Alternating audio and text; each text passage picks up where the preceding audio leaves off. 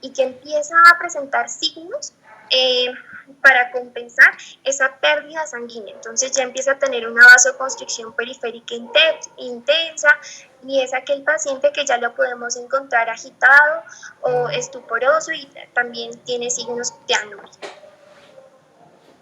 Entonces, hablando un poquito respecto pues a la epidemiología, vamos a tener en cuenta que pues la hemorragia de vías digestivas altas aproximadamente es de 4 a 6 veces más frecuente que la hemorragia de vías digestivas altas, y que tiene una prevalencia aproximadamente de 48 a 160 pues, personas por cada 100.000 personas al año. Es más predominante en las edades avanzadas, pacientes mayores de 60 años, y pues la tasa de mortalidad digamos que es igual como en ambos sexos. Sin embargo, miramos que es mucho más frecuente o 2 veces más frecuente en los hombres que en las mujeres. Y pues esta tiene una mortalidad del 6 al 10%, y pues está directamente relacionada con la causa del sangrado y las comorbilidades del paciente. Hablando un poquito de las generalidades como de la fisiopatología, es muy importante tener en cuenta pues que en el tubo digestivo existen unos vasos mucosos, y esos vasos mucosos van a ser los más superficiales, son de pequeño calibre y ellos aguantan como una baja presión, y su ruptura, digamos, excepto en casos de unas coagulopatías extremas, suele acabar, digamos, en una hemostasia inmediata, y los pacientes no tienen ningún tipo de repercusión en su salud. Entonces, de hecho, en algunas literaturas se ha demostrado que a lo largo de la vida todos sufrimos como de múltiples microhemorragias por la ruptura de esos vasos mucosos, y por tanto pues se considera más que todo un fenómeno fisiológico. Entonces, la hemorragia de vías digestivas altas, para que se dé, o sea, y clínicamente sea significativa, tiene que ocurrir como la ruptura o una erosión de un vaso de mayor calibre, es decir, de una arteriola, una vénula, una arteria o una vena varicosa. Y vamos a tener en cuenta que los vasos de mayor calibre pues van a estar, digamos, en la capa más profunda del tubo digestivo, que es pues digamos, la submucosa. Y que por lo tanto, para que ocurra esa hemorragia, tiene que suceder 3 cosas o 3 mecanismos muy importantes. La primera es que la mucosa se ulcere hasta que orade el vaso, y eso me genera una hemorragia. La segunda es que existe un vaso anómalo que sea más superficial, como sucede pues en las venas varicosas que están asociadas a la hipertensión portal. O la tercera es que ocurra la explosión de un vaso. ¿Qué sucede, como les decía, cuando la presión sanguínea dentro del mismo supera la capacidad de resistencia de su pared? Y pues este proceso es el típico proceso de una varice esofágica. Es importante tener entonces en cuenta que este proceso, esta hemorragia de vías digestivas altas, comparte características con las otras, con las hemorragias de cualquier territorio vascular, pero pues va a tener como unas características. Y pues una es que va a haber una pérdida del volumen circulante, que en nuestros pacientes lo que va a causar como tal es una situación de bajo gasto, y me va a llevar al paciente a un shock hemorrágico.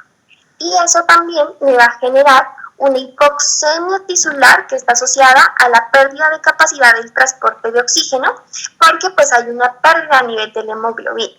Entonces, todo esto que causa nuestro paciente va a hacer que nuestro paciente empiece a responder, genere una respuesta compensadora, haciendo que haya una respuesta adaptativa hemodinámica, y que se genere un aumento del reflejo pues del gasto cardíaco, y eventualmente también la vasoconstricción selectiva pues aumente en los territorios esplácnicos y en los territorios musculares. Hay una activación de la retención de agua y de líquidos. También se da la activación local de la cascada de coagulación, y también existe también una respuesta medular con el incremento, digamos, de la producción de los elementos formes sanguíneos.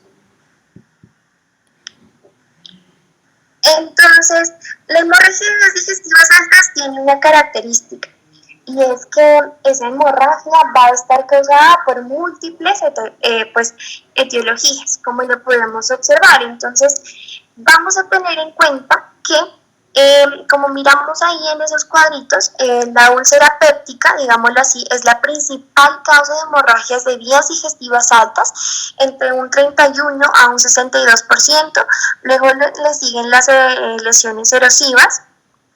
Vamos a tener la esofagitis, el síndrome de Mallory-Weiss, también encontramos la malignidad, pero digamos que aquí en Colombia, en un estudio que se hizo, digamos en el año 2018, se demostró que la úlcera gástrica es la principal causa en Colombia de una hemorragia de vía digestiva alta, seguida de las lesiones ya erosivas, las úlceras duodenales, y digamos que el que menor porcentaje nos causaba como esa hemorragia de vías digestivas altas eran las varices esofágicas.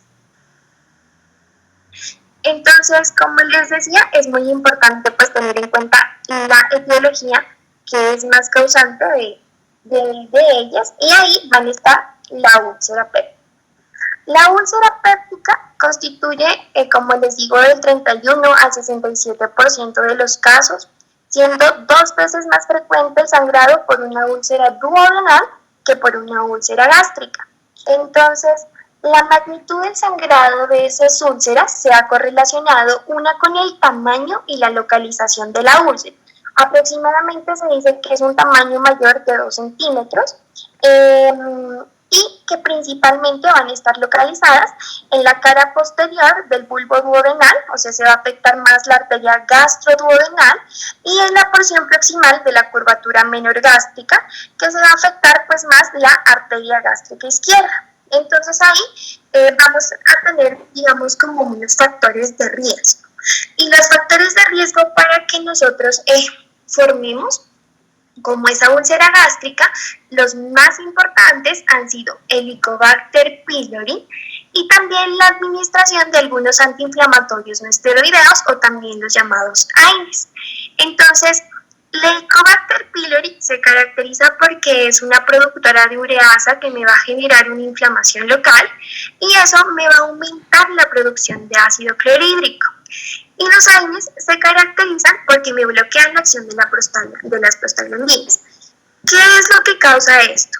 Todo esto lo que va a causar es que hay una disminución a nivel de la producción de moco, una disminución a nivel del bicarbonato, y eso me va a llevar a que haya un desbalance entre los factores protectores de la mucosa gástrica, generándome así, digamos, esa úlcera que va a terminar pues afectando a la mucosa literalmente gástrica. ¿Por qué? Porque hay un exceso de la producción de ácido gástrico.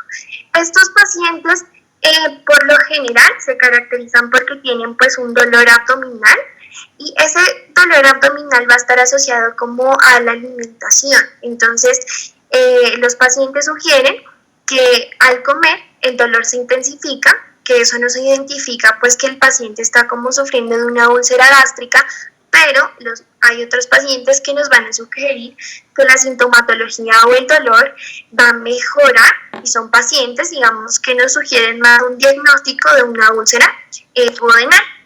Y estos pacientes también suelen presentar con dispepsia.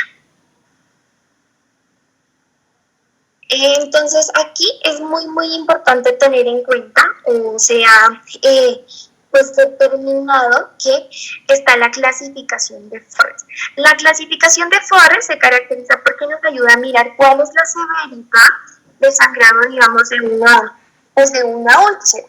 Y como podemos entonces visualizar en la imagen, va a depender de los hallazgos endoscópicos que se encuentren. Entonces vamos a tener el hallazgo 1A, que es el vaso sangrante en chorro, que tiene una tasa de resangrado, digamos, del 90% y una mortalidad del 11%, como de un promedio. Encontramos la clasificación de 1B, que es el sangrado en capa babeante, que tiene una tasa de resangrado entre el 10 y el 20%. Encontramos la clasificación 2A, que es un vaso visible, no sangrante, que tiene pues una tasa de resangrado aproximadamente del 50% y una mortalidad del 11%. El grado 3B, que es el coágulo adherido, como pues ahí lo pueden visualizar en la imagen, que tiene pues una tasa de resangrado entre el 25 al 30% en los pacientes y una mortalidad entre el 7%. El sangrado 2C, que es la lesión con base pues negra o normalmente una base de hematina, que la llamamos, que tiene pues entre el 7 y al 10% de la tasa de recidiva y un 3% pues de riesgo de mortalidad en el paciente. Y por último ya miramos como una capa adherida, que es como se la llama como una lesión de base limpia, que es ya la fibrina que presenta ese paciente, que va a tener ya una tasa de resangrado mucho más mínima, que es entre el 5% y una mortalidad pues entre el 2%. Sin embargo, pues vamos a tener en cuenta que no solamente la úlcera péptica es la que causa o es la etiología más importante. También encontramos otras lesiones, que son las lesiones agudas de la mucosa gástrica, que afectan aproximadamente el 20% y que habitualmente presentan esos pacientes un sangrado leve, que se debe también a factores clínicos que están asociados como la toma de AINES, el alcohol, los pacientes también que están en un estado crítico y que necesitan ventilación mecánica, las coagulopatías, las lesiones neurológicas graves. Encontramos también la esofagitis, que es una hemorragia habitualmente leve, excepcionalmente cuando la esofagitis se asocia a la presencia, digamos, de una úlcera, que ahí sí se puede producir pues un sangrado clínicamente que sea más relevante y que también se debe como a factores de riesgo, y uno de ellos y el más importante es la enfermedad por reflujo gastroesofágico. Sin embargo, pues también está pues tiene un factor de riesgo que son el consumo de medicamentos como la eritromicina, la tetraciclina, la doxiciclina, los AINES y entre otros. Y los pacientes se aquejan de síntomas como la disfagia, la odinofagia o el dolor retroesternal. El síndrome de Mallory-Weiss, pues es un desgarro que está localizado en la unión esófago-gástrica, que produce pues habitualmente también un sangrado autolimitado, y generalmente se le dice que es un sangrado pues que es singular y longitudinal, pero pues que también puede ser múltiple. El cuadro típico de ese paciente es la instauración de náuseas o de vómito como antecedente de la hematemesia, porque hay un aumento de la presión intraabdominal y eso es lo que produce pues la hemorragia. Esos pacientes por lo general tienen un dolor epigástrico y se aquejan también de un dolor a nivel de la espalda, y es muy importante tener en cuenta que este síndrome se da más en las personas con alto consumo de alcohol. Encontramos también las lesiones vasculares, que son las malformaciones arteriovenosas ocasionalmente, que pues son de un origen de hemorragia muy importante, y principalmente las observamos en ancianos o en pacientes con valvulopatías y que con frecuencia están anticoagulados, y se asocia también al síndrome de telangiectasia pues hemorrágica hereditaria. Aquí encontramos una lesión que es la más característica, que es la lesión de Delafoy, que es la arteria pues que es anormalmente larga, que a diferencia del resto de los vasos mantiene como el mismo calibre al atravesar la pared gastrointestinal, y que suele causar una hemorragia muy importante y recurrente, y que por lo general se caracteriza porque se localiza habitualmente en la región proximal de la cavidad gástrica. Y por último tenemos a las neoplasias esófago-gástricas, que normalmente se presentan, digamos, en una forma de un sangrado más crónico, y que pues la hemorragia aguda de pronto ya suele evidenciarse en los tumores de células estromales gastrointestinales que están ulcerados. Cuando nosotros vamos a enfocarnos en un paciente con hemorragia, debemos tener en cuenta que siempre debemos hacer un examen inicial con una muy buena historia clínica y un muy buen examen físico para que nosotros evaluemos 3 principios básicos. El primero, que es confirmar la presencia de que existe una hemorragia. La segunda, que es evaluar la magnitud del sangrado que tiene el paciente.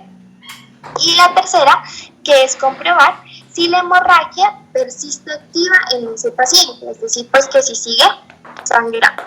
Entonces, lo primero que nosotros debemos hacer es esa valoración inicial. Y lo que nosotros debemos, digamos, cómo hacer es que el objetivo como tal es evaluar la gravedad de la hemorragia, identificar si mi paciente tiene unas posibles fuentes como de la hemorragia y determinar si las condiciones pueden afectar un tratamiento en ese momento o posterior, pues digamos, al iniciar el tratamiento del paciente. Y para eso debemos tener dos cosas muy importantes y básicas. La primera, que es la historia médica anterior.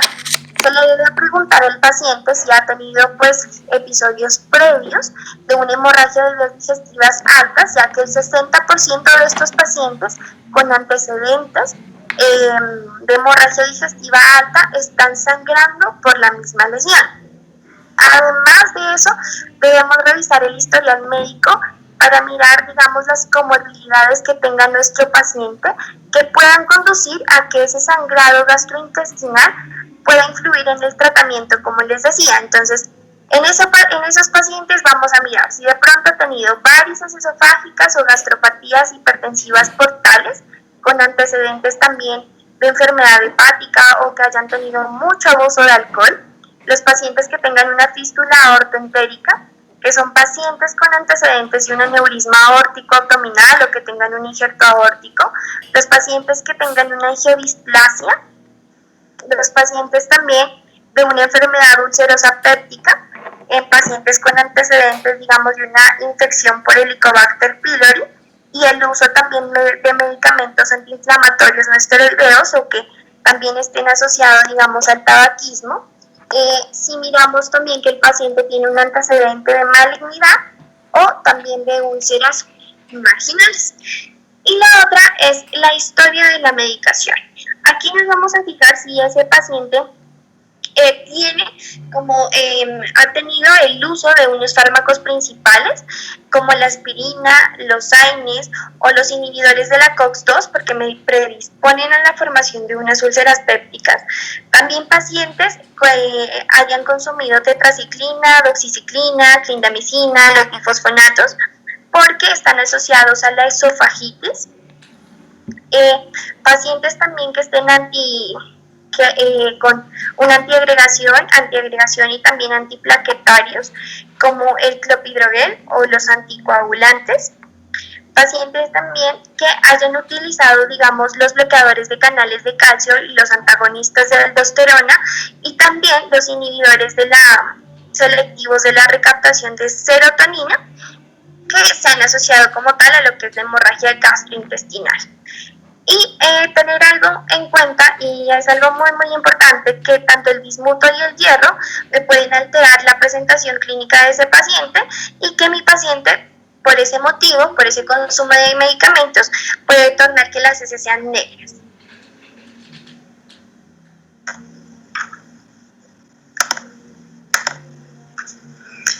Bueno, buenas noches. ¿Me confirman por favor si ya cambió la diapositiva? En evaluación de síntomas, Angelina. Sí, Juan José, listo, gracias. Bueno, entonces continuando con el diagnóstico, es importante también que como parte del interrogatorio nosotros hagamos una buena evaluación de los síntomas, ya que esta interrogación nos va a ayudar a que nosotros podamos hacer dos cosas. La primera, evaluar la gravedad de la hemorragia, y la segunda es que tengamos como una idea y planteemos una posible fuente de hemorragia. Entonces, al preguntar sobre los síntomas, debemos de interrogar a nuestro paciente sobre síntomas como palpitaciones severas, confusión, los mareos ortostáticos, si presenta extremidades frías o húmedas y la confusión. Estos síntomas es muy importante que los tengamos en cuenta, ya que nos van a hablar de que si se presentan, me van a sugerir que el sangrado es severo. Además, vamos a tener que existen unos síntomas que puede presentar el paciente y que nos pueden sugerir ciertas causas específicas de hemorragia digestiva alta. Entonces vamos a tener que, si por ejemplo el paciente está presentando una úlcera péptica, nosotros podemos encontrar que el paciente nos refiere dolor abdominal en la parte posterior, que si por el contrario presenta odinofagia, reflujo gastroesofágico o disfagia, podemos pensar ya en una úlcera esofágica. Que si antes de la hematemesis el paciente nos comenta que presenta vómitos, arcadas o tos, entonces podemos pensar que es un desgarro de Mallory Weiss. Que si por el contrario nosotros encontramos que el paciente, además de lo que es la hematemesis y los síntomas pues de característicos de las hemorragias de vías digestivas altas, el paciente nos refiere que se mira como amarillito, es decir, que presenta ictericia y que además de eso presenta distensión abdominal, entonces vamos a pensar que esa hemorragia puede estar dada por una varices o una gastropatía hipertensiva portal. Y ya podemos pensar en que la hemorragia se debe a una causa maligna si el paciente nos refiere que presenta disfagia, pérdida de peso de tipo involuntario, caquexia o saciedad temprana. Entonces es muy importante pues que hagamos como hincapié en esta parte. En cuanto al examen físico, entonces nosotros vamos a hacer una exploración detallada, mirando lo que es un examen de manera cefalocaudal, revisando todos los sistemas. Esto para que nos vaya pues podamos encontrar otras cosas que tal vez no las miramos en el interrogatorio y que además pues también podamos establecer comorbilidades que presente el paciente, ya que como lo explicó Clau, pues estas comorbilidades me pueden interferir en lo que va a ser el tratamiento o el pronóstico de la enfermedad. Entonces, iniciando pues por el estado general, vamos a mirar cómo se encuentra pues anímicamente el paciente, mirar la coloración de la piel, ya que esto pues también nos va como a guiar en el estado hemodinámico en el que se encuentra el paciente. Hay que realizar una exploración abdominal y en esta exploración abdominal hay que mirar si el paciente presenta dolor a la palpación, porque si el paciente presenta dolor o me responde frente a lo que es la palpación, entonces vamos a poder pensar quizá que el paciente puede tener una perforación y este punto es importante porque debemos de descartar que el paciente presente perforación antes de que nosotros realicemos la endoscopia. También hay que hacer una exploración anorrectal, mirar lo que es el área otorrinolaringológica. Si es una paciente femenina, debemos de descartar que presente hemorragia vaginal. Si es posible, pues evaluar lo que es el contenido del vómito y el examen fresco en heces, mirar las características de la sangre y también realizar un tacto rectal, porque pues como ya lo nombró Clau, la hematoquesia es un signo que está más que todo presente en lo que va a ser en las hemorragias de vías digestivas de tipo bajo, pero cuando la hemorragia digestiva alta es masiva, pues el paciente también me puede presentar este síntoma. Entonces, en cuanto, pues como parte también del examen físico, es importante que tengamos en cuenta hacer lo que es la medición de la frecuencia cardíaca y de la presión arterial, ya que estos dos parámetros me van a dar lo que es una información acerca de lo que es la gravedad de la hemorragia, ya que cuando las hemorragias son clínicamente significativas, estas constantes se van a alterar. Entonces, pues me pueden estar indicando que el paciente pueda tener pues lo que es hipovolemia. Entonces, vamos a tener que, por ejemplo, si el paciente presenta lo que es una taquicardia cuando él se encuentra en reposo, entonces podemos ir pensando que el paciente presenta una hipovolemia leve a moderada y que quizá está perdiendo menos del 15% del volumen sanguíneo. Y que si por el contrario el paciente pues presenta hipotensión ortostática, entonces ya vamos a tener que esta pérdida del volumen sanguíneo ya va a ser de al menos el 15% o más y que pues ya la hipovolemia ya no va a ser leve, sino que ya va a ser grave. Y cuando ya tenemos que el paciente pues presenta hipotensión de tipo supino, entonces vamos a tener que la pérdida del volumen pues ya va a ser de al menos 40% y que ya se va a tratar de una hipovolemia severa y que pues tenemos que actuar rápidamente. Entonces, Entonces, como parte pues de los laboratorios que nosotros vamos a pedir a nuestro paciente para establecer el diagnóstico, vamos a tener que se incluye lo que es el recuento sanguíneo completo, una bioquímica sérica, pruebas de función hepática y también estudios de coagulación. En la revisión que nosotros realizamos hablaba sobre lo que son los electrocardiogramas en serie y enzimas cardíacas que pueden estar indicados en aquellos pacientes que van a tener riesgo de infarto agudo de miocardio, tales como los adultos mayores o pacientes que ya presentan antecedentes de enfermedad en las arterias coronarias o pacientes que presentan síntomas como lo que es el dolor torácico o la disnea. Es importante que nosotros tengamos en cuenta que la hemoglobina no va a descender inmediatamente después de que el paciente pues presente la hemorragia digestiva alta, ya que el volumen del plasma y de los eritrocitos pues van a ir disminuyendo proporcionalmente. ¿Esto a qué se debe? Pues a que los pacientes pierden sangre, por así decirlo, entera. Entonces, en los primeros momentos de que el paciente presente una hemorragia profusa, la hemoglobina va a ser normal o pues se va a tener una disminución mínima, pero a medida que pues los líquidos extravasculares se van desplazando hacia lo que es el espacio vascular para restablecer la volemia y tratar de compensar, entonces vamos a tener que la hemoglobina ya desciende, pero este proceso pues puede tardar hasta 72 horas. Entonces es importante pues que tengamos en cuenta este dato en el momento de que nosotros realicemos los exámenes y recibamos los resultados. Entonces pues vamos a tener que para establecer si existe una hemorragia digestiva alta de tipo agudo o de tipo crónico, entonces pues nosotros vamos a tener ciertos parámetros que están aquí en el cuadrito. Entonces vamos a tener que característica de la hemorragia digestiva aguda va a ser que pues los síntomas van a ser las hematemesis, melena y en algunos casos puede llegar a shock. El descenso de la hemoglobina, como ya les nombraba, puede estar normal o levemente disminuida en lo que son las primeras horas. El volumen corpuscular vamos a tener que se encuentra normal, la ferritina también va a estar normal al inicio, la urea se encuentra elevada, el riesgo pues va a ser también elevado porque como les explicaba pues puede ser que esté iniciando, pero si nosotros pues no la tratamos a tiempo entonces el paciente se nos va a complicar y el manejo casi siempre se va a hacer de tipo hospitalario. Y ya con lo que es la hemorragia digestiva crónica, entonces vamos a tener que ya vamos a tener pues que se trata de un cuadro que no se desarrolla en horas, sino que ya involucra cierto tiempo que puede ser meses o semanas.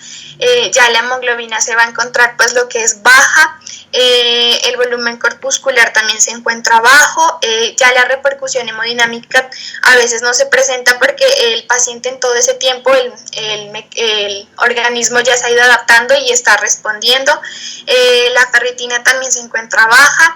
El riesgo va a ser, pues, se depende de lo que es el factor etiológico, porque pues ya se trata más que todo como de procesos crónicos y vamos a tener que el manejo se lo puede realizar de tipo ambulatorio.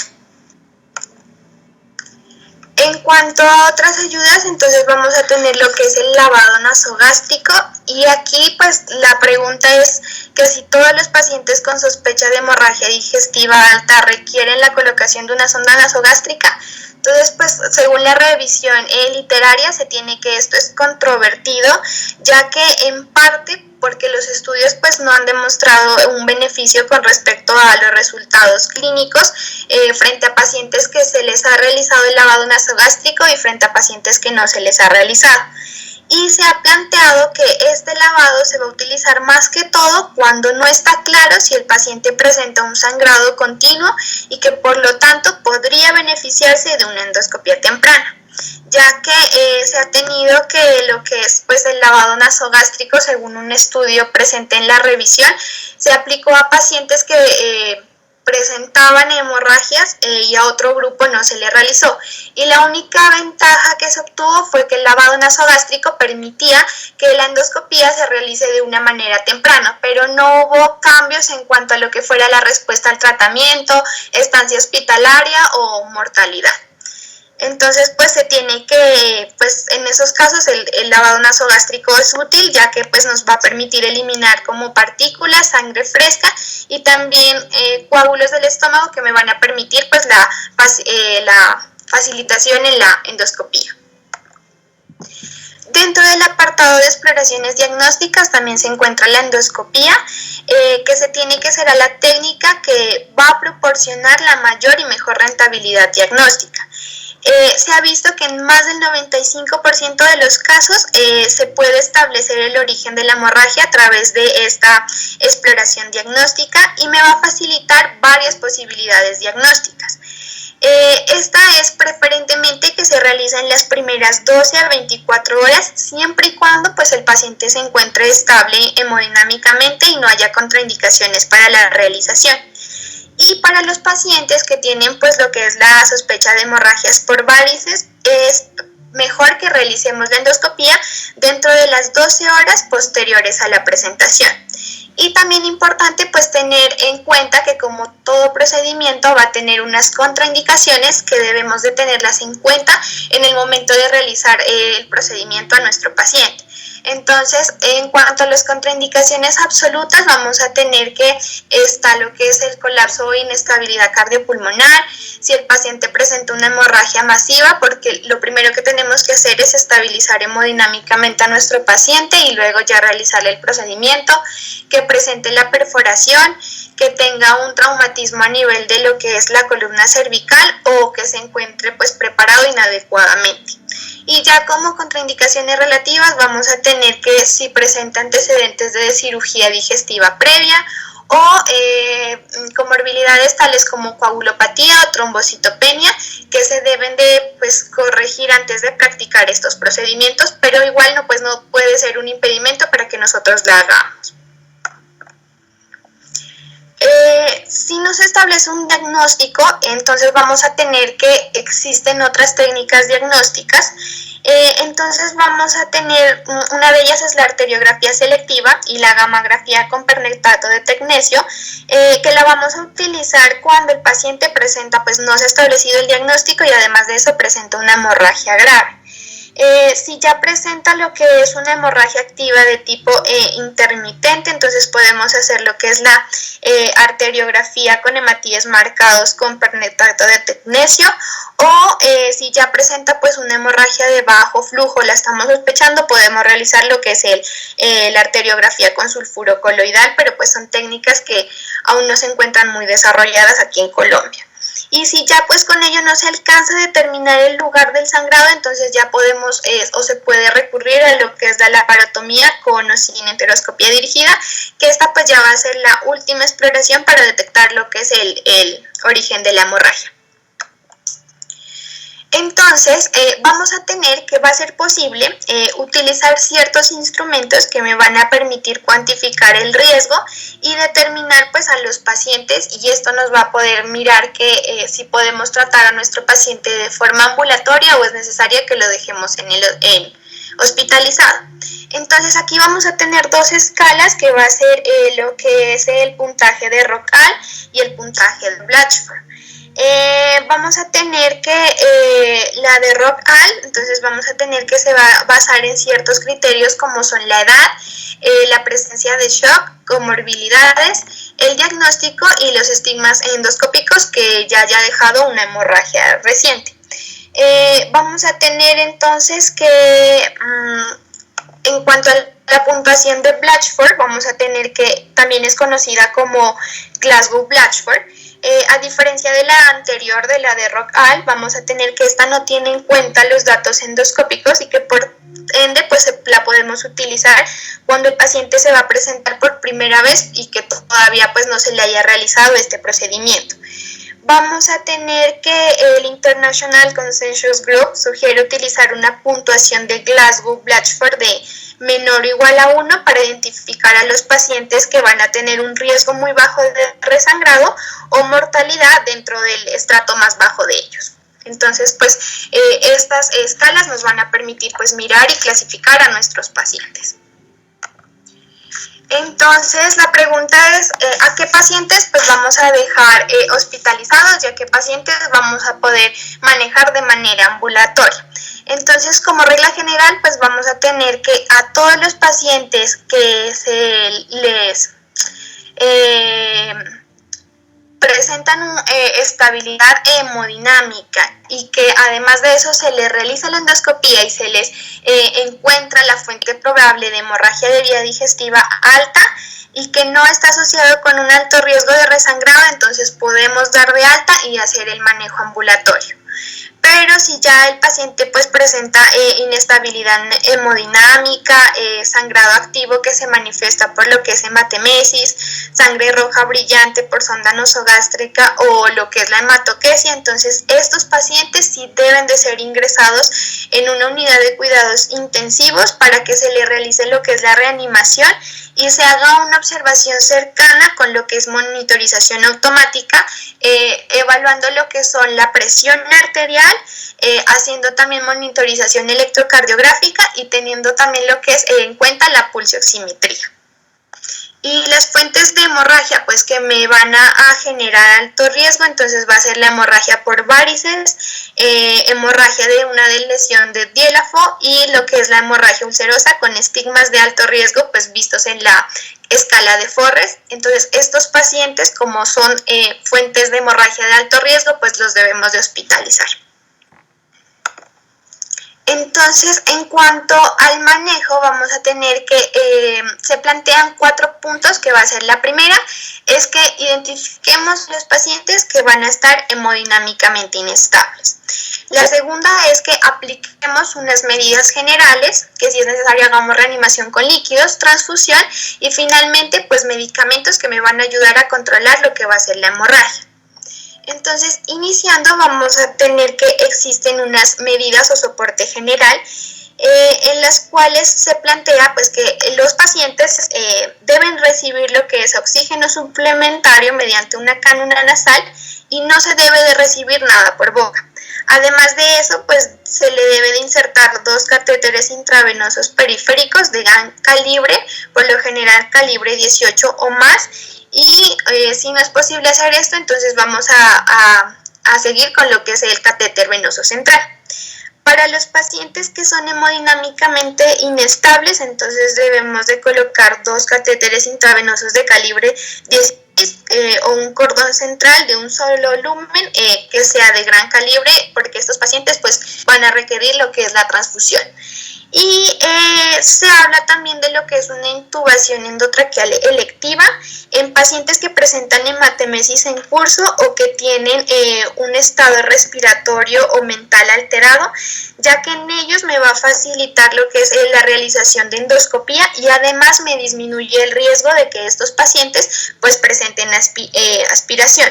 Sin embargo, según estudios que se han realizado, se ha visto que entre los pacientes que se encuentran críticamente enfermos, esta intubación se ha asociado con peores resultados. Entonces, pues tienen más riesgo de sufrir más complicaciones.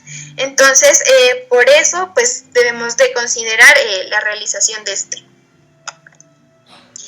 En cuanto a lo que va a ser la reanimación con líquidos, entonces vamos a tener que los pacientes que presenten una hemorragia activa deben de recibir líquidos, estos se los van a administrar por vía intravenosa y las soluciones que se van a utilizar van a ser el lactato de Ringer o lo que es la solución salina normal. Se utilizan 500 mililitros y se los pasa durante 30 minutos. Si después de hacer este proceso miramos que la presión arterial no responde frente a lo que son los esfuerzos iniciales de reanimación, entonces lo que debemos de hacer es aumentar la velocidad de administración de líquidos y si es necesario acompañar esto con lo que va a ser la ayuda de fármacos vasopresores.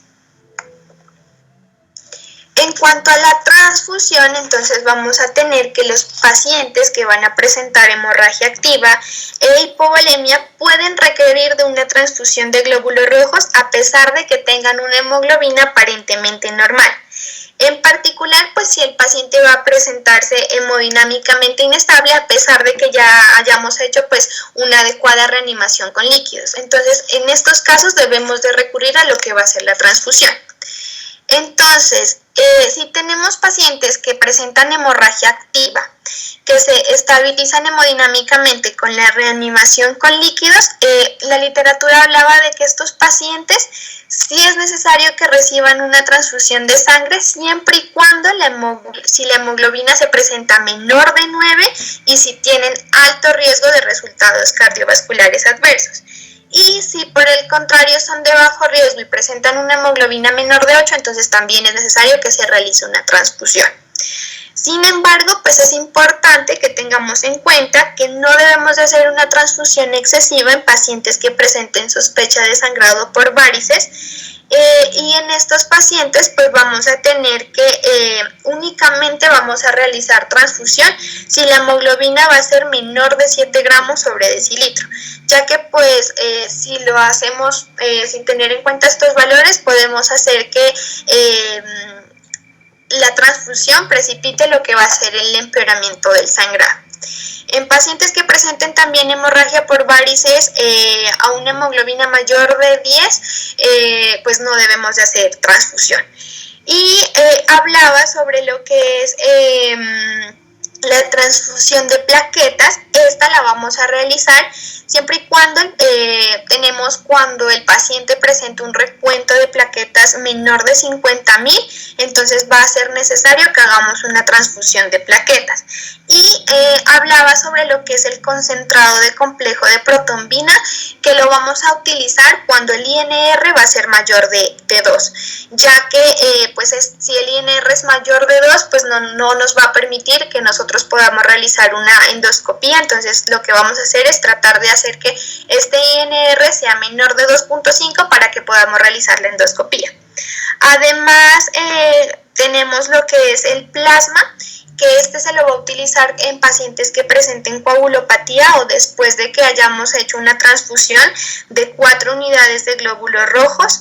Y es necesario también pues que las plaquetas se administren en aquellos pacientes que van a tener trombocitopenia o lo que es la disfunción plaquetaria. En cuanto a los medicamentos, entonces vamos a tener que se habla de muchos medicamentos dentro de lo que es el manejo de la hemorragia de vías digestivas alta, que ya les voy a explicar pues a continuación. Entonces vamos a tener lo que es primero los medicamentos supresores de ácido. Aquí entran a jugar un papel muy importante lo que son los inhibidores de bomba de protones. Estos vamos a tener que, por lo general, los pacientes que ingresan al hospital pues con un cuadro de hemorragia digestiva alta se van a tratar con estos medicamentos, y el enfoque óptimo para la administración pues como de los inhibidores de bomba de protones antes de la endoscopía aún no está claro. Vamos a tener que hay varias opciones. La primera es que se administre un inhibidor de bomba de protones por vía intravenosa cada 12 horas o que se inicie una infusión continua. Entonces podemos administrar un bolo de dosis altas como lo que es el esomeprazol en 30 miligramos a pacientes que presenten signos de hemorragia activa tales como hematemesis o inestabilidad hemodinámica. En estos pacientes pues lo que debemos de hacer es tratar de realizar la endoscopía dentro de las 12 primeras horas. Sin embargo, pues si la endoscopía se retrasa, lo que debemos de hacer es administrar una segunda dosis de un inhibidor de bomba de protones, también por vía intravenosa, 12 horas después de lo que ya lo hayamos hecho. Para los pacientes que puedan haber dejado de sangrar, entonces también podemos utilizar un inhibidor de bomba de protones, también por vía intravenosa cada 12 horas. En este caso podemos utilizar lo que es el esomeprazol. Y la dosificación que vamos a utilizar luego pues va a depender de lo que son los hallazgos endoscópicos. Si nosotros no encontramos o no tenemos en nuestro sitio de trabajo lo que son las formulaciones intravenosas, también podemos hacer uso de lo que son las formulaciones orales. En este caso utilizar lo que es el esomeprazol, 40 miligramos por vía oral, y lo vamos a dar 2 veces al día. La terapia, se ha mirado que la terapia con estos medicamentos, ya sea por vía oral o por vía intravenosa, me va a reducir lo que es la duración en la estancia hospitalaria, además que me previene una recidiva de nuevas hemorragias y también me ayuda en que el paciente pues necesite lo que va a ser una transfusión de sangre en aquellos pacientes pues que presenten úlceras de alto riesgo y que ya hayan sido tratados con terapia endoscópica. También se hablaba de unos medicamentos procinéticos en donde se nombraba lo que es la eritromicina y la metoclopramida. El objetivo de usar el agente procinético va a ser mejorar la visualización gástrica en el momento de que se realice la endoscopía, limitando pues lo que va a ser el tiempo de esta y que además pues me ayuda a lo que es limpiar el estómago de lo que son coágulos, residuos de comida y también pues sangre. Se sugiere que se considere más que todo lo que va a ser la eritromicina en aquellos pacientes que se sospeche tengan una gran cantidad de sangre en el estómago y también en aquellos que presenten signos y que me hable de un sangrado severo. La dosis es de 3 miligramos por kilogramo por vía intravenosa durante 20 a 30 minutos y esta pues se debe de aplicar 30 a 90 minutos antes de realizar la endoscopía. Y como ya lo decía, pues esta lo que me va a hacer es promover el vaciamiento gástrico y me mejora lo que va a ser la visualización gástrica.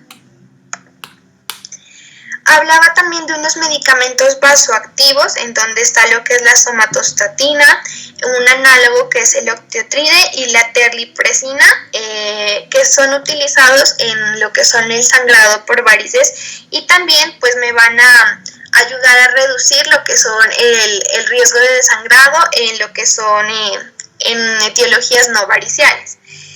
En aquellos pacientes en los que nosotros sospechemos lo que es sangrado varicoso, vamos a tener que el medicamento de elección va a ser el octiotride.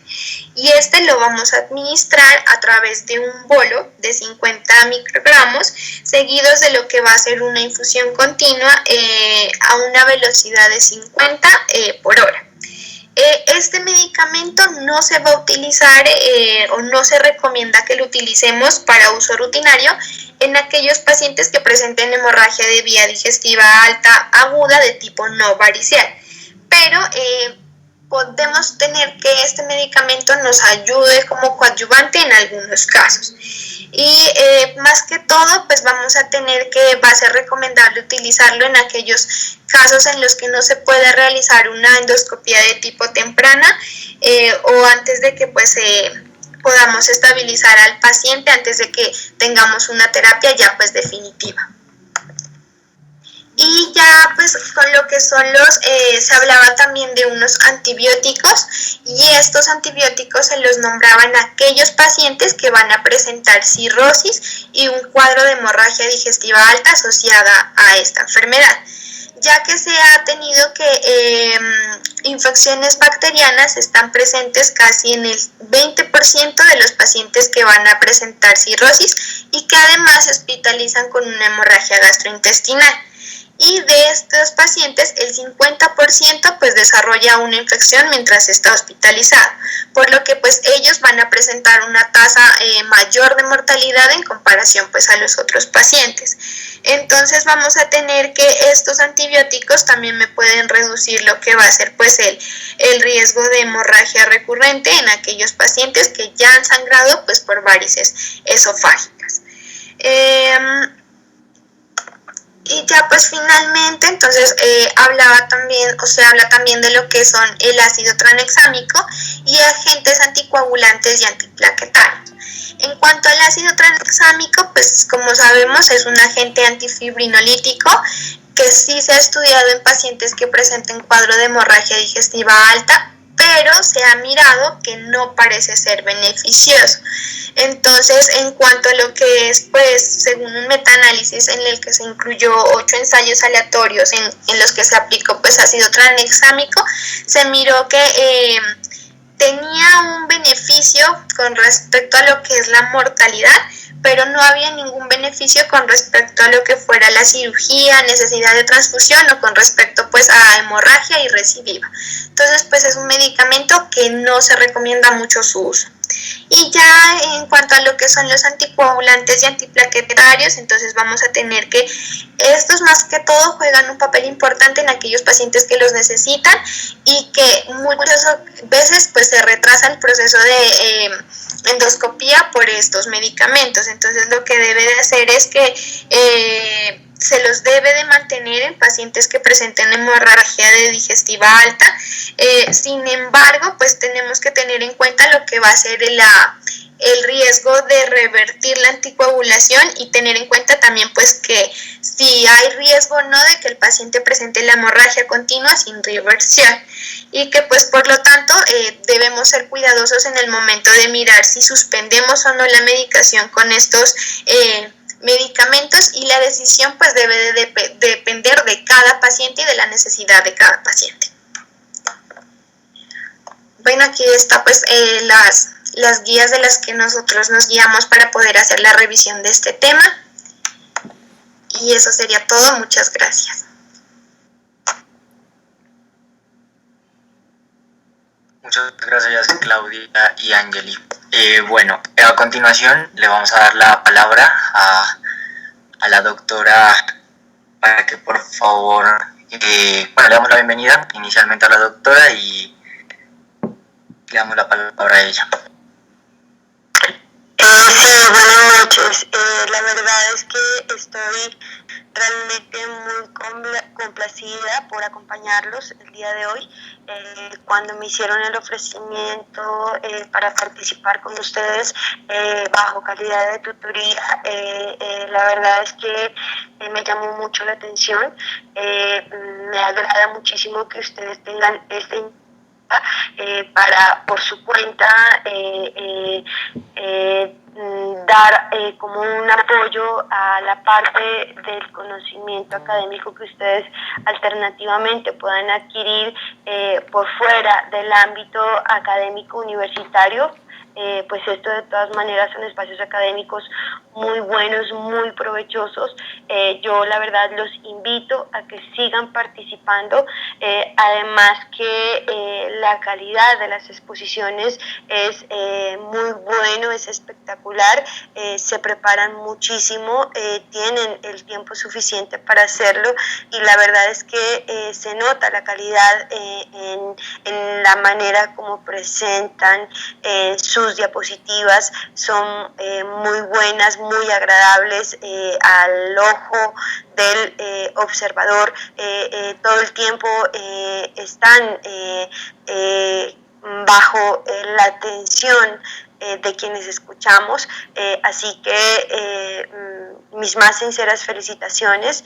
Niñas, estuvo espectacular la exposición. Abarcaron absolutamente todo y especialmente los conceptos realmente importantes que ustedes desde este momento tienen que introducir a su práctica diaria, a su academia. Básicamente, como bien lo mencionaron las compañeras, esta patología es muy frecuente.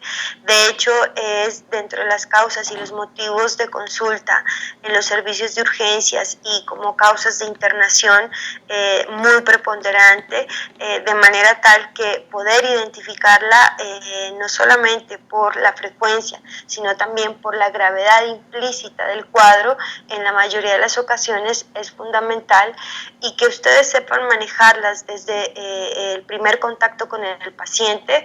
Es realmente prioritario el poder identificar la gravedad inicialmente de este cuadro clínico, el poder resolver y estabilizar a un paciente, y desde donde ustedes estén trabajando en el área rural, en las ciudades donde tal vez ustedes tienen el acceso a especialidades, el acceso a estudios endoscópicos con mayor prontitud, pues eso no quita que ustedes no puedan manejarlo desde un ámbito rural, donde perfectamente pueden iniciar con maniobras, hacer una adecuada evaluación para identificar los riesgos y definitivamente correrle a estos pacientes en los que indudablemente pues el estudio endoscópico prima, no solamente por hacer la confirmación de la sospecha diagnóstica, sino también porque es una medida terapéutica fundamental, ¿sí? La verdad es que lo abarcaron todo, las felicito niñas, excelente exposición, todo el material muy actual, ¿sí? Entonces la verdad es que no discrepo en absolutamente nada de lo que ustedes afirmaron en la exposición, estoy absolutamente de acuerdo. No sé si ustedes tengan preguntas, tengan dudas, como para poder resolver en esta oportunidad. Compañeros, si de pronto alguno tiene duda, por favor levante la mano y le voy dando la palabra.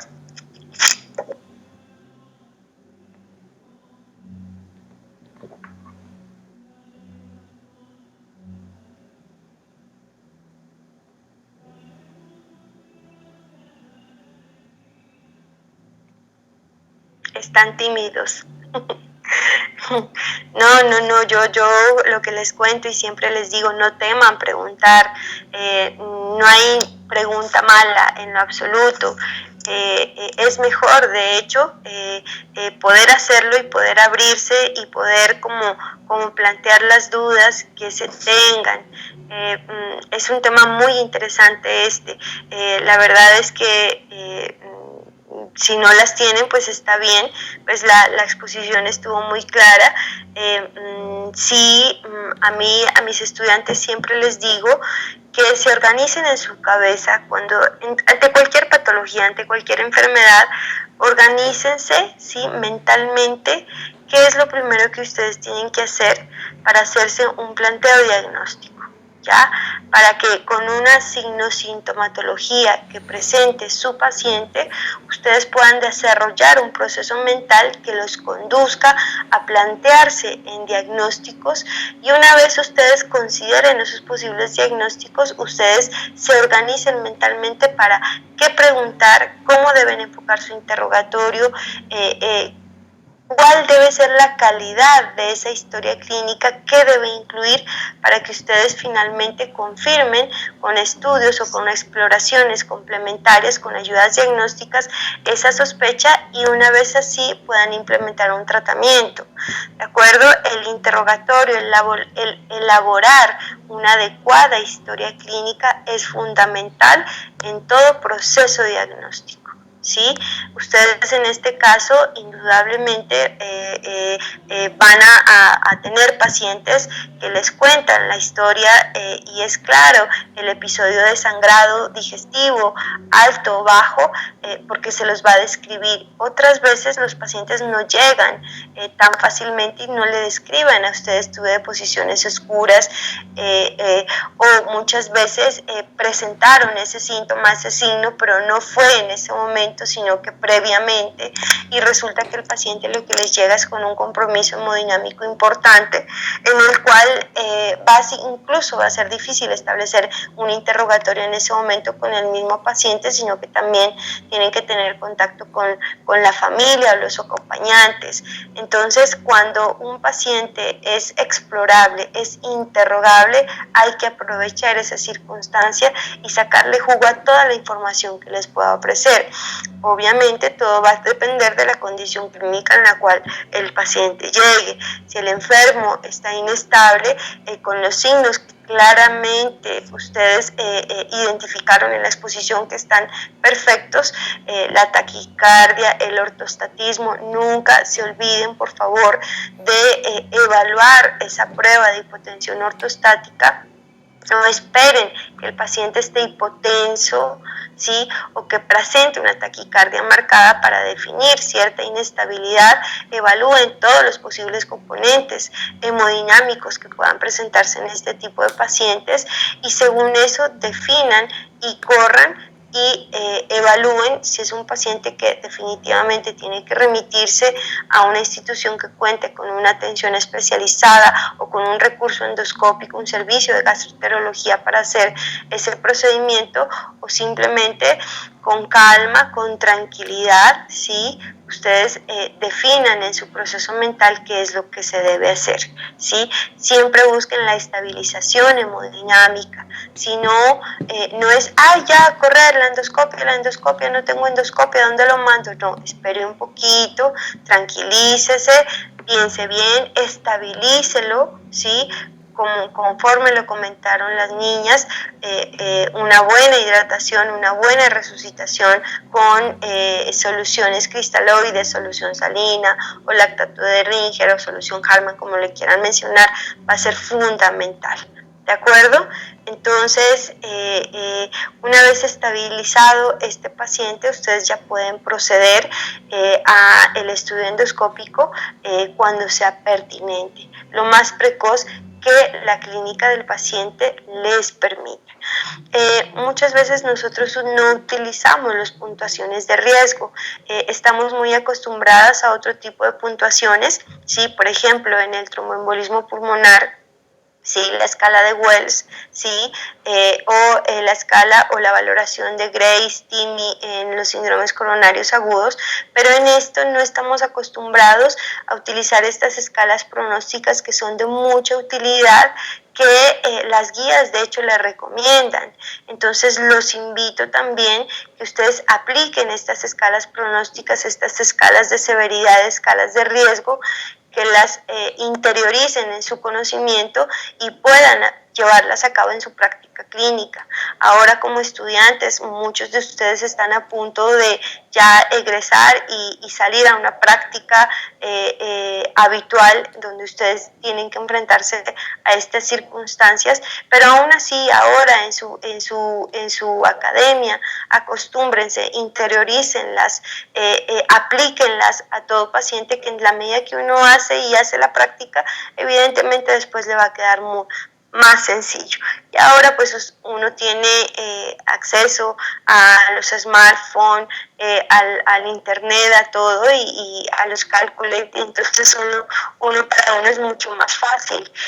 Me acuerdo yo cuando estaba haciendo mi pregrado, pues evidentemente no teníamos todas estas posibilidades que ustedes tienen en esta mano, y uno sacaba su libretica, ¿sí? De apuntes y trataba como que a través de la libreta hacer un cálculo mental, pero pues hoy en día tienen ustedes esa facilidad, así que no la omiten, háganla y acostúmbrense a hacerla en las patologías en donde sea útil este tipo de escalas pronósticas. Bien. Bueno, se me secó, ya no hablo más. Pregunten, chicos, anímense. Ya rompimos un poco el frío. Doc, tenemos 3 preguntas. Bien. Creo que Ever Andrés Camorro tenía una, pero no sé si ya bajó la mano. Bueno, creo que... Buenas noches. Hola. Bueno, mi duda era con respecto a los inhibidores de bomba de protones. En el caso en que por alguna razón no los podamos administrar o no los tengamos disponibles, ¿podríamos utilizar ranitidina, o sea, los anti-H1, o qué medicamento se podría utilizar en esta situación? Bueno, los medicamentos de primera elección, por muchas razones, son los inhibidores de bomba de protones. Cuando hay veces que suele prestarse, nosotros no disponemos de la presentación intravenosa, podemos hacer uso de las presentaciones orales como segundo recurso, y como tercer recurso los anti-H2. La verdad no es que sean los mejores, ¿sí? Sin embargo, como la idea es suprimir el ácido, ¿sí? La secreción ácida, pueden tener su cierto efecto, ¿sí? La verdad es que no son los medicamentos de primera elección, ¿sí? Sin embargo, de alguna manera, si ustedes, a no tener nada, pues preferible de alguna manera tratar de suprimir ese contenido ácido. Y los prokinéticos también son otros fármacos que también pueden ser de cierta utilidad, pero más como por fines de preparación o antelación a una endoscopia, ¿sí? La eritromicina, pues que sería lo ideal por los menos efectos adversos que puede acarrear, como la metoclopramida, por ejemplo, pero indudablemente siempre tenemos que tener la posibilidad y buscar estar preparados en el sitio de práctica para tener este tipo de inhibidores de bomba de protones. Vuelvo y digo, si no es posible la presentación intravenosa, es más factible a una ranitidina intravenosa tener la posibilidad de dar un inhibidor por vía oral. Si un comprimido de omeprazol, pues habitualmente es más fácil conseguirlo, ¿no? Pero en último recurso, si ya no disponemos, pues a nada, una buena hidratación, reanimación con líquidos endovenosos y pues optar por un anti-H2. Pero vuelvo y digo, como último recurso, es como una escala que uno tiene, pero a nada, pues preferible hacerlo, ¿de acuerdo? Vale, muchas gracias, doctora. Bueno, tenemos una segunda pregunta. Diana Bolaño nos pregunta, doctora, vimos que la clasificación la hicieron en hemorragias de vías digestivas altas y bajas. ¿Es correcto utilizar la clasificación en hemorragias de vías digestivas altas, medias y bajas? ¿O qué nos podría contar sobre esta clasificación? Sí, la verdad es que la clasificación general está entre altas, bajas, varicial, no varicial. Sin embargo, tenemos un capítulo, sí, y una zona gris que son las famosas hemorragias oscuras o las hemorragias de intestino medio. De hecho, aunque pues, gracias a Dios no son muy frecuentes, la verdad es que generan mucha expectativa y mucho tiempo en el estudio diagnóstico, porque justo son hemorragias que no son, o causas de sangrado que no son evidenciables por los estudios endoscópicos tradicionales, como la endoscopia digestiva alta o la baja a través de la colonoscopia total. Entonces, muchas veces cuando nosotros tenemos incluso hasta 2 estudios, hay algunas guías que dicen que hasta 3 estudios en los cuales no se evidencia la causa del sangrado y que clínicamente sea manifiesto por hematemesis o deposiciones melénicas la mayoría de las veces, o cuadros crónicos muy factiblemente, por ejemplo en el estudio de una anemia ferropénica, existe esa hemorragia de origen oscuro, ¿sí? Muchos textos la mencionan así, o hemorragias de intestino medio, donde son factibles ya otros instrumentos de apoyo diagnóstico como la videocápsula endoscópica, la enteroresonancia, ¿sí? O incluso estudios endoscópicos altos que se utilizan a través de una válvula que lo que hace es retraer el intestino, la parte proximal del intestino delgado, retraerla proximalmente y poder avanzar el endoscopio a esa zona media, ¿sí? La verdad es que sí es aceptable esa clasificación, especialmente cuando hablamos de hemorragias de causa oscura o de causa no clara, donde uno piensa que es el intestino medio el que juega ahí y que evidentemente podemos encontrar, de hecho, casi hasta en un 70% la causa en esa a nivel de intestino medio. Así que sí es factible. No es la tradicional, pero de hecho sí se utiliza mucho, especialmente cuando encontramos o cuando no encontramos la causa del sangrado en estos pacientes. Muchas gracias, Doc. Tenemos otra pregunta, Sí, Doc. sí. Harold Andrés Mejía dice, buenas noches, doctora. Primero que nada, felicitar a nuestras expositoras por tan buena revisión. Dice, doctora, en pacientes anticoagulados, ¿qué opciones tenemos en caso de hemorragia de vías digestivas? Bien, lo mencionaron muy bien las compañeras ya al final de su presentación, es que realmente, si bien nosotros debemos interrogar cuando hablamos de causas de sangrado digestivo la posibilidad que sea secundaria a fármacos, y dentro de los fármacos no solamente se incluyen, aunque están principalmente involucrados los analgésicos, los AINES, ¿sí? Siempre tenemos que considerar la posibilidad de la antiagregación y de los anticoagulantes. Siempre debemos sopesar riesgo-beneficio.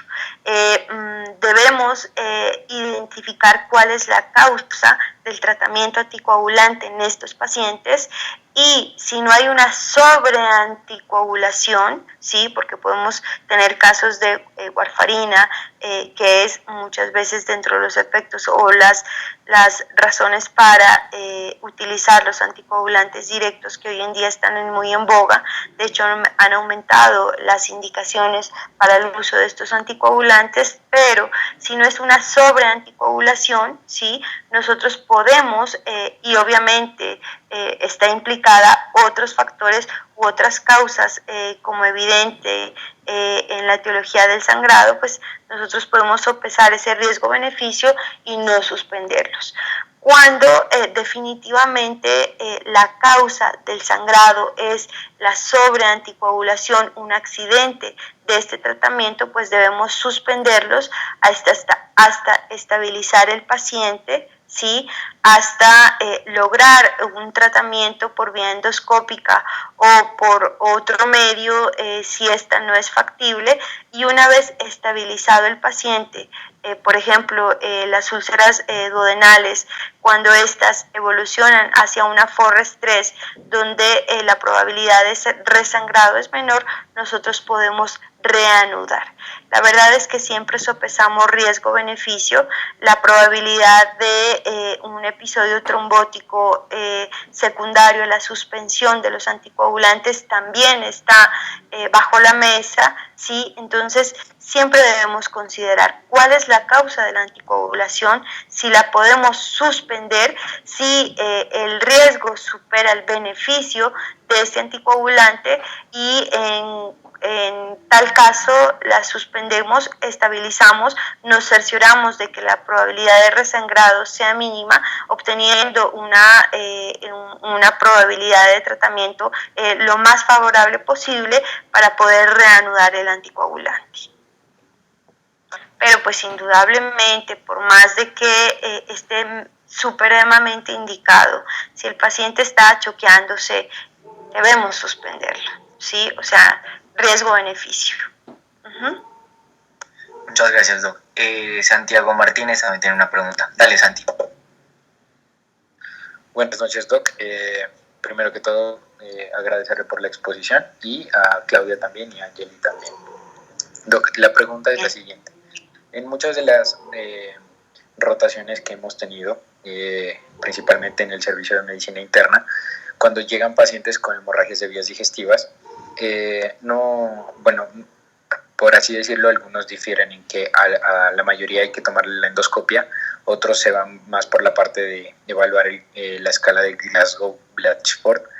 Y pues mi pregunta es, en lo poco que he visto, es que, por ejemplo, si llega un paciente con una hemorragia de vías digestivas y nosotros no estudiamos por un estudio, perdón la redundancia, no estudiamos la parte endoscópica, no sabemos prácticamente su etiología.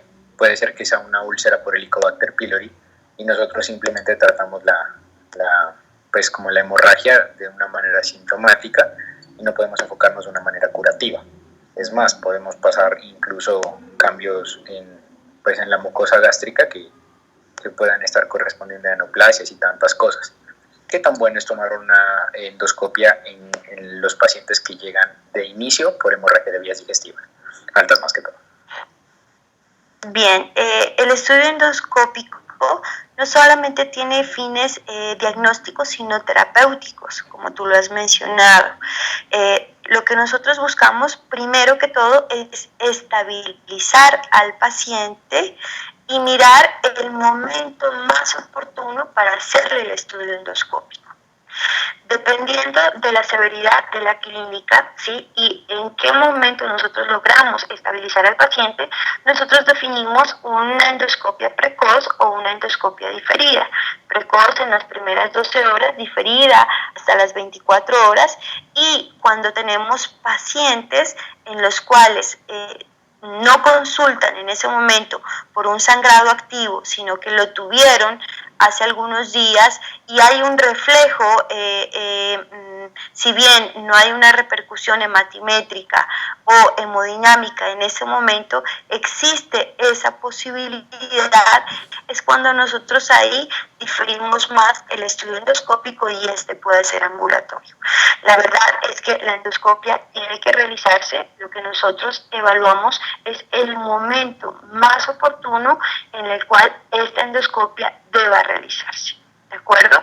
Si son sujetos que se presentan con un cuadro hemorrágico que es evidenciado clínicamente, es constatado en su valoración, evidentemente ustedes inician con el manejo de soporte, ¿sí? Con la estabilización del paciente. De hecho, muchas veces iniciamos incluso con los inhibidores de bomba de protones, ¿sí? Dependiendo de los antecedentes. Por ejemplo, si es un paciente con una hepatopatía crónica, donde la probabilidad de sangrado parcial es mayor, ¿sí? Aunque si bien dentro de las causas generales no está, al menos en nuestro medio, como una de las principales causas, siempre debe contemplarse en los pacientes con hepatopatías crónicas y debemos recordar, ¿sí?, que la terapia con banding las bandas, ¿sí?, la colocación de bandas, que es un procedimiento que se hace a través de una endoscopia, es prioritario. ¿Sí? Entonces, evidentemente, todo va a depender de la clínica con la que se presente el paciente y el momento en el cual ustedes van a poder definir cuál es el tiempo oportuno para hacerlo. Segundo, dependiendo del contexto clínico y la probable causa de ese sangrado, pues ustedes también van a dar una prioridad. Bien, dependiendo de la recurrencia de los episodios, ustedes también incluso van a poder definir si es la endoscopia el estudio más acorde y más apropiado para el caso clínico que se les presenta, individualizándolo indudablemente, pero la endoscopia siempre tiene que hacerse. Ustedes lo que van a definir es cuándo se hace, ¿sí? Que es lo que nos ayudan estas escalas pronósticas. No solamente en el momento en que hacer la endoscopia, sino también el sujeto si se va a manejar ambulatoriamente o si se debe manejar intrahospitalariamente y dentro de la misma institución en qué servicio va a ir. Sala general, sala de cuidados intermedios o incluso una sala de cuidados intensivos. La endoscopia sí hay que hacerla. Hay que hacerla no solamente porque cumple con fines diagnósticos, sino también fines terapéuticos. Lo que ustedes tienen que ver es cuál es el momento más oportuno para hacerla. Muchas gracias, doctor. Muchas gracias. ¿Pronto alguien más tiene otra duda?